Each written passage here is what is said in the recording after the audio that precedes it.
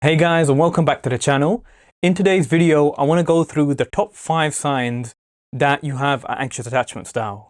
There are top 5 signs that may be playing a factor that show that you have this type of way of attaching and you attach in this way when it comes to other people.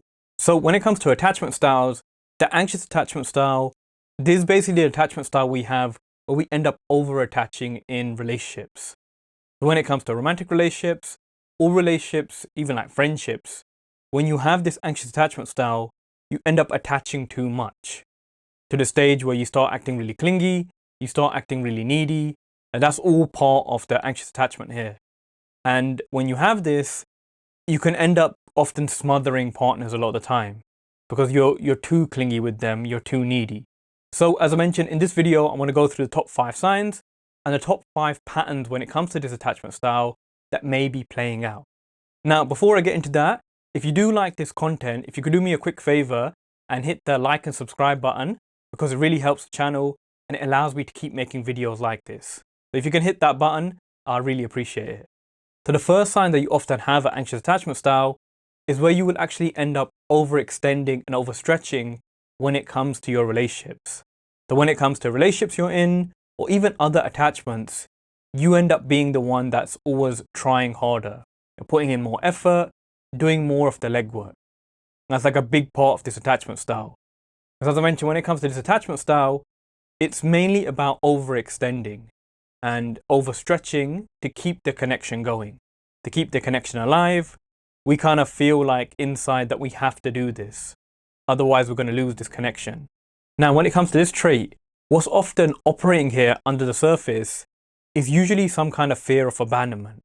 So there's usually some kind of fear in the background that we're going to be abandoned in this connection. But when we're connected to this person, something might happen and we might lose that connection. And because that part of the conversation is then to overextend, is then to try too much, to put more effort than we should, and it's not really 50-50. Again, we end up overstretching because deep down there's essentially this fear that, again, we're going to lose this connection. This connection is going to go. And if this connection goes, then it's really going to impact our inner child quite negatively. So that's often what's operating here in the background. But as a result, one of the main signs we have, and like this is like probably the main thing that's there for the anxious attachment style, it's the overextending and the overstretching. But trying too hard, trying to keep the conversation going too much, if you're dating someone, things like this is usually a sign of an anxious attachment style. And we have that playing out. Okay, sign number 2, and this is where we end up needing reassurance a lot. So when you actually have an anxious attachment style, you will often crave a lot of reassurance. So a lot of reassurance from partners, and it's usually based around that they're going to stay or that they're still interested in us. So we're not going to lose them. Because a big part of this kind of attachment style is fear that the connection is going to go. So we're going to lose that connection. And this is why one of the big traits we have is needing a lot of reassurance. We need our partner to tell us that they like us a lot. You need your partner to kind of reassure how much they're attracted to you, your value. We constantly need that over and over again because, again, it's stemming from this fear of abandonment. We fear that we're going to lose this connection. That's why one of the signs here is, again, needing a lot of that reassurance. I need you to tell me that you're still interested. I need you to want to spend time with me. I need you to validate me and compliment me more. Because if I don't have that, on an inner child level, my inner child starts to feel insecure. They start to feel like, okay, I'm going to be left here. I'm going to be abandoned. This is why one of the big traits we can often have as well is needing a lot of reassurance from partners. Constantly needing them to affirm their interest in us, affirm their worth in us, things like that.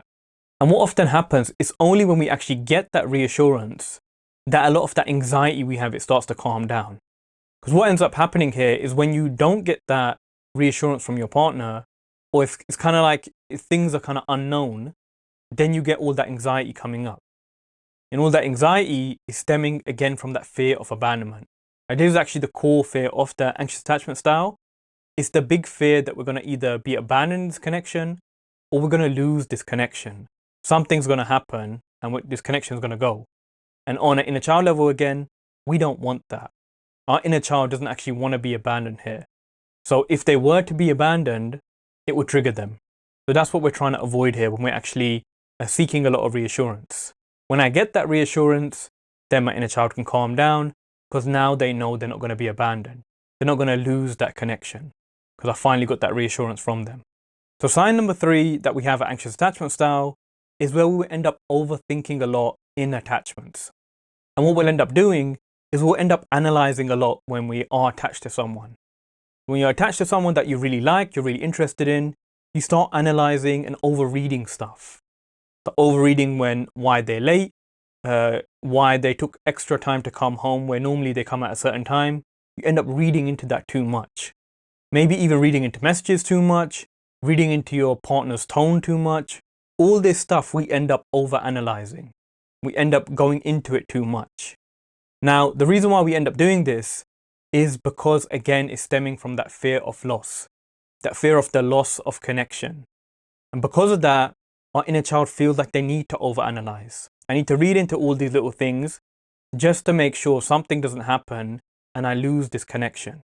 So this is why we end up looking into all these different things in the attachment, because we're kind of anticipating that that loss could happen. We're kind of fearing that that loss could happen. And as a result, we don't want that. So I need to kind of read all these little things, make sure everything is fine, read into stuff too much, overanalyze to make sure I'm not going to lose this connection. And it's why you can even do that thing which a lot of anxious people do. They kind of think about the worst case scenario. But because of this person that I like, I'm interested in, their tone was a bit off this time, it means they're no longer interested in me. Like, it triggers that. And the triggering is happening because the core wound essentially here when it comes to the anxious attachment style is, again, that fear of loss. So it triggers that wound. When that wound gets triggered, then all the thoughts come up, then all this like coping behavior comes up, because it's now triggering that kind of insecure area that we have. And therefore, we end up going into this. But essentially here, this is what we end up doing when we have this anxious attachment style. And the third sign here is where we will end up overreading stuff.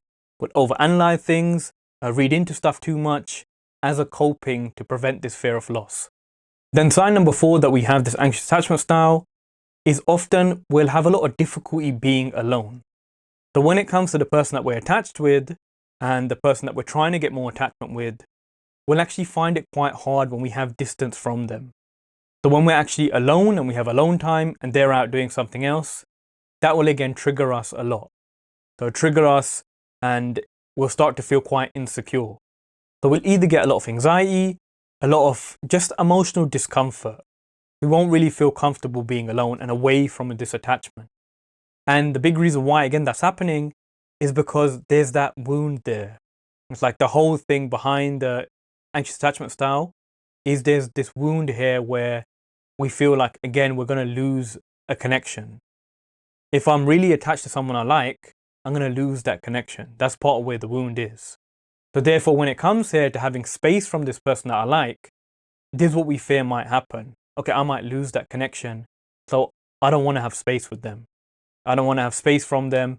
Because if I have space from them, they might go. It is why we feel actually it's better if we're around them more. We're actually more connected with them. This is where a big part of the clinginess actually comes in from the anxious attachment style. We always want to be around them and we want to be kind of quite glued with that connection. But if the connection if we kind of separate from that, again, we start to feel insecure. Our inner child feels insecure because usually in the past, that distance led to the loss of the connection. So that's where our inner child has kind of experienced, and it's why they feel that could happen again. So I don't want distance in this connection. I want to stay close to this person. And so we end up chasing a lot of closeness with them. We struggle to really be far away. And then finally here, when it comes to the 5th sign that we have anxious attachment style, is usually we will people please quite a lot when it comes to conflicts.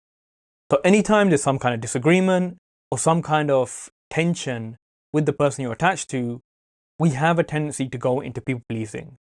So you will end up actually going into pleasing and accommodating, pandering to the partner, giving up your needs to meet their needs when that conflict is happening, especially when it's early on in the attachment.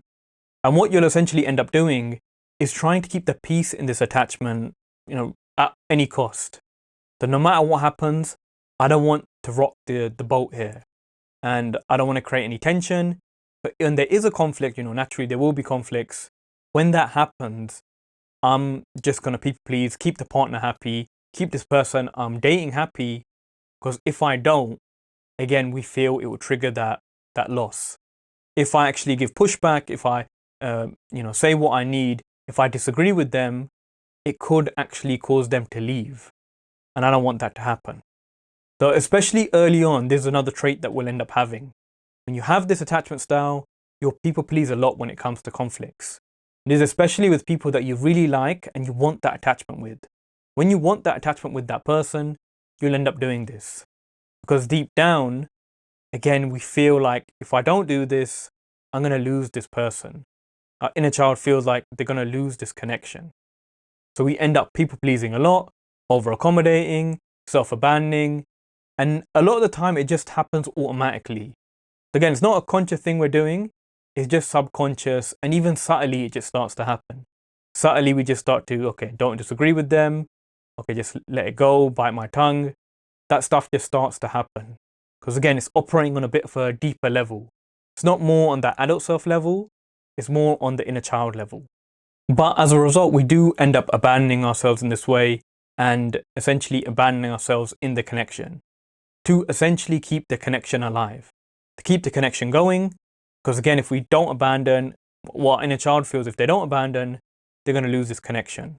So I have to abandon here. I have to give myself up. And that's what ends up operating. So when it comes to the anxious attachment style, these are often the 5 most common signs that you have this anxious attachment style. So the 5 most common signs that this attachment style is actually operating. And again, with attachment styles, they really come into play when it comes to romantic relationships and with people that you're really interested in. When it's those people that you really want, that's when the attachment wounds start activating, because that's where all the fears start to come online. So usually when you have this attachment style, and again, you're going for people that you really want, you're really interested in, these kind of traits will often be there. It'll usually be that fear of abandonment, overthink a lot, overanalyze, people please, scared to rock the boat. These things will often happen. And that's because you have this anxious attachment style and this anxious wound here, which is operating, it's getting activated. And when it comes to actually healing this attachment style, the first part is often awareness. So again, we have to be aware that we have this attachment style is playing out before we can actually get into the healing. So hopefully this video has kind of helped bring more awareness to if you have this attachment style, if you have this anxious way of attaching, because that often is the big first step in order to actually start healing this and then moving to a secure attachment style. When you're in the connection with the people that you really like, you don't have this anxiety triggering off, you don't have this fear of loss. Okay, but essentially that's it for this video. But let me know down below, what kind of signs are ones that most resonate for you? So which of these are actually the ways you're showing up and some of the patterns that you have when it comes to your attachment style? So let me know your thoughts below. As always, I hope this video was quite insightful. And again, it opened up more of your awareness to some of your patterns. And I guess I'll see you in the next video.